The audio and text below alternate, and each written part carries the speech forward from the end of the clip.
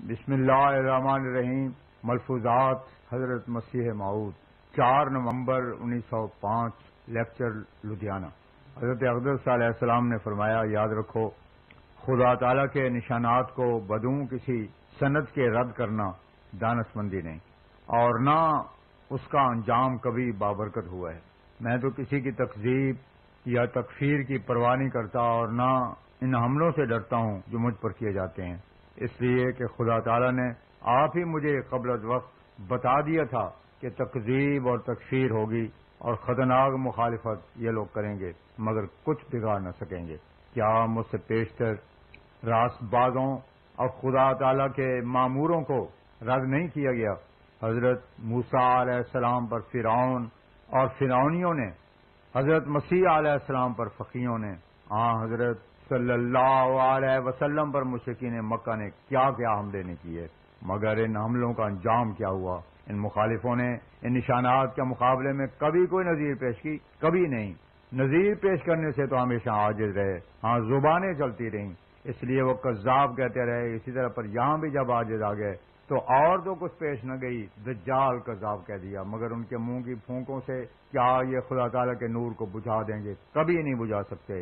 واللہ متم نورہ ولو کرہ الکافرون، الصف آیت 9۔ دوسرے خوارق اور نشانات کو لوگ جو بزنی کا مادہ اپنے اندر رکھتے ہیں کہہ دیتے ہیں کہ شاید دست بازی ہو، مگر پیشگوئی میں انہیں کوئی عذر اور باقی نہیں رہتا۔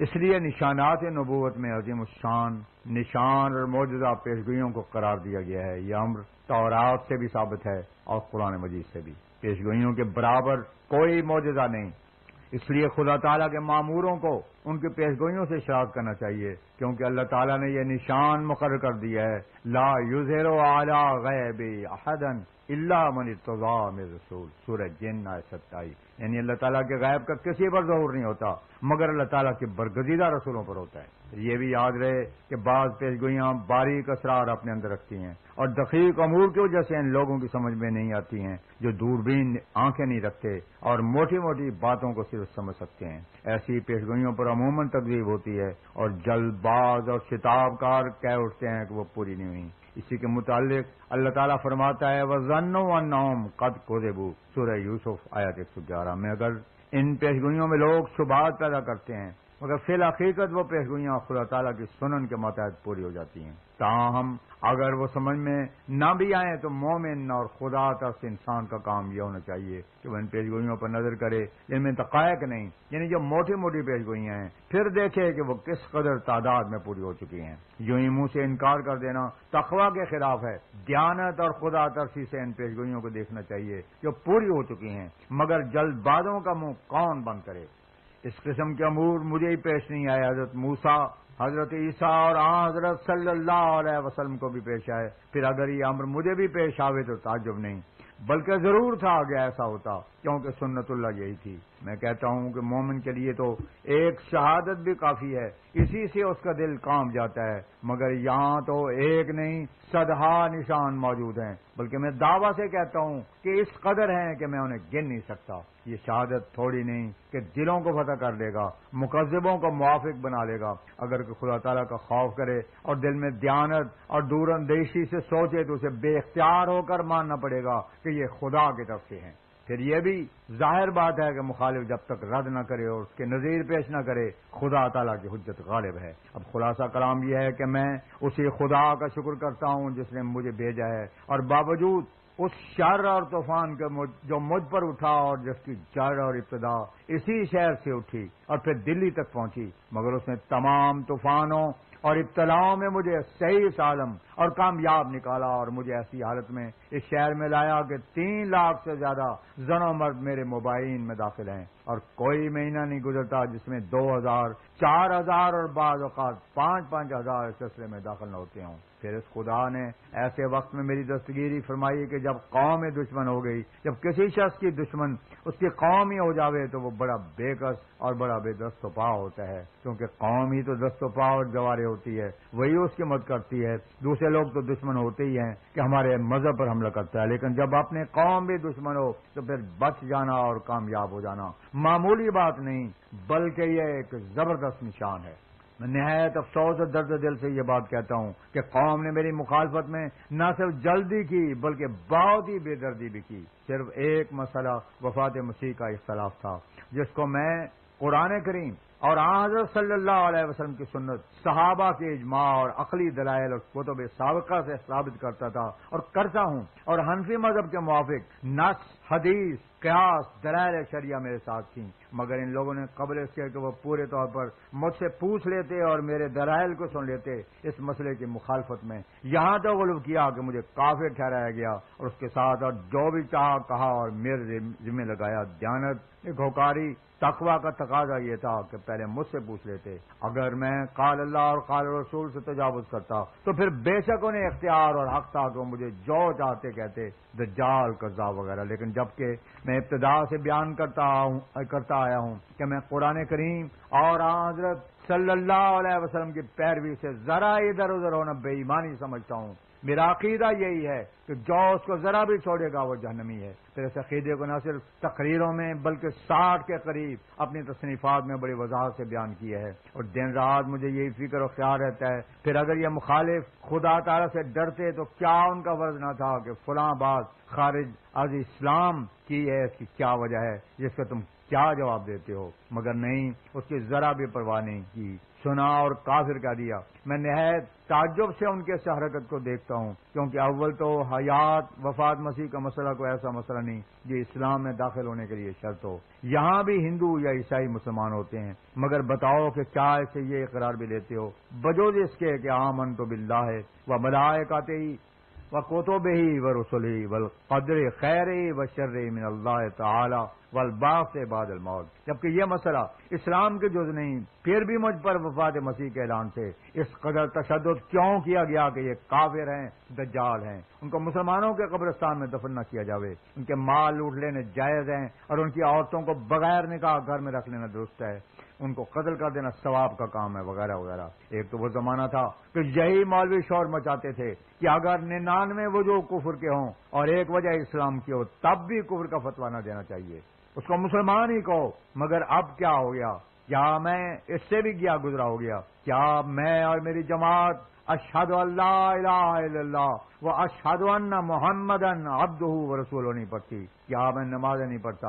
یہ میرے مرید نہیں پڑھتے؟ کیا ہم رمضان کے روزے نہیں رکھتے؟ اور کیا ہم ان تمام عقائد کے پابند نہیں جو حضرت صلی اللہ علیہ وسلم نے اسلام کی صورت میں تلقین کیے ہیں؟ میں سچ کہتا ہوں اور خدا تعالیٰ کی قسم کھا کر کہتا ہوں کہ میں اور میری جماعت مسلمان ہے، اور وہ حضرت صلی اللہ علیہ وسلم اور قرآن کریم پر اسی طرح ایمان لاتی ہے جس طرح پر ایک سچے مسلمان کو ایمان لانا چاہیے۔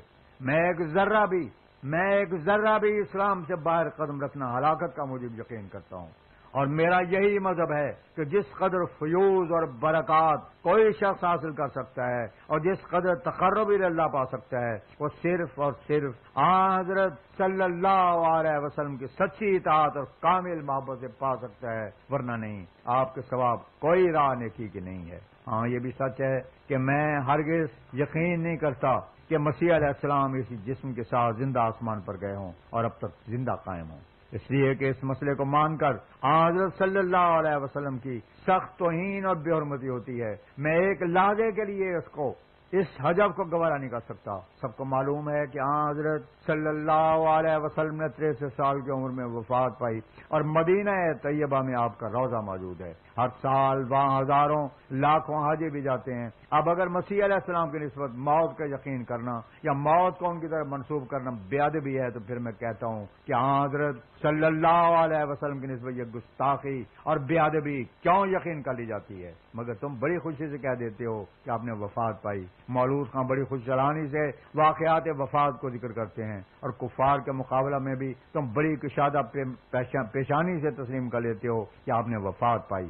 پھر میں نہیں سمجھتا کہ حضرت عیسیٰ علیہ السلام کی وفات پر کیا پتھر پڑتا ہے کہ نیلی پیلی آنکھیں کر لیتے ہو۔ ہمیں بھی رنج نہ ہوتا اگر تم حضرت صلی اللہ علیہ وسلم کی نسبت وفات کا لفظ سن کر ایسے آنسو بہاتے، مگر افسوس تو یہ ہے کہ خاتم النبیین اور سرور دو عالم کی نسبت تو تم بڑی خوشی سے موت تسلیم کر لو، اور اس شخص کی نسبت جو اپنے آپ کو حضرت صلی اللہ علیہ وسلم کی جوتی کا تسمہ کھولنے کے بھی قابل نہیں بتاتا، اور اس شخص کی نسبت جو اپنے آپ کو حضرت صلی اللہ علیہ وسلم کی جوتی کا تسمہ کھولنے کے بھی قابل نہیں بتاتا، زندہ یقین کرتے ہو، اور اس کی نسبت موت کا لفظ منہ سے نکالا اور تمہیں غضب آ جاتا ہے۔ اگر حضرت صلی اللہ علیہ وسلم اب تک زندہ رہتے تو حرج نہ تھا، اس لیے کہ آپ عظیم الشان ہدایت لے کر آئے تھے جس کے نظیر دنیا میں نہیں پائی جاتی، اور آپ نے وہ عملی حالتیں دکھائیں کہ آدم سے لے کر اس وقت تک کوئی ان کا نمونہ اور نظیر پیش نہیں کر سکتا۔